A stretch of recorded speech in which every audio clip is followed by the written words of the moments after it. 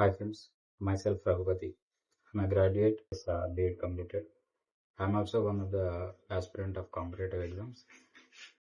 ఈ mister Raghu daily updates channel start చేయడానికి కారణం మెయిన్గా కరెంట్ అఫైర్స్.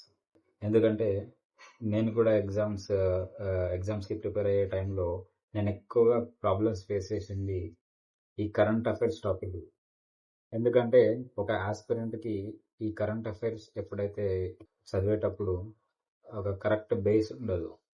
అండ్ ఆల్సో ఈ కరెంట్ అఫైర్స్ అనేది ఒక సముద్రం లాంటిది. అంటే సకల్ సిలబస్ అనేది ఉండదు. ఏ క్వశ్చన్ ఏ టాపిక్ లో నుంచి వస్తుందో మనకు తెలియదు. మెయిన్గా నేను ఈ ఛానల్ స్టార్ట్ చేయడానికి అది మెయిన్ రీజన్ కరెంట్ అఫైర్స్. చాలా మంది చేసే ఒక మెయిన్ మిస్టేక్ ఏంటంటే నోటిఫికేషన్ వచ్చిన టైంలో ఒక 6 months current affairs or 1 year current affairs తీసుకొని చదవడం స్టార్ట్ చేస్తాను. నేను కూడా అలాగే చేసేవాను.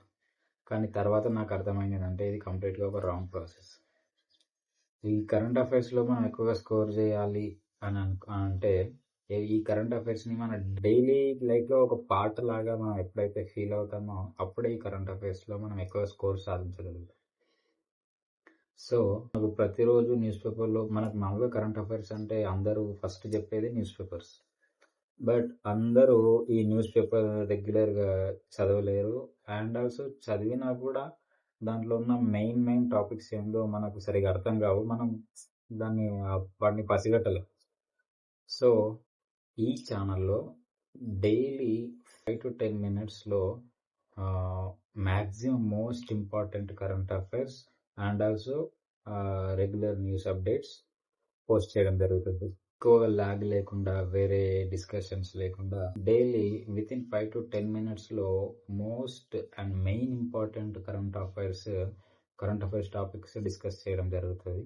And also latest news updates కూడా పోస్ట్ చేయడం జరుగుతుంది.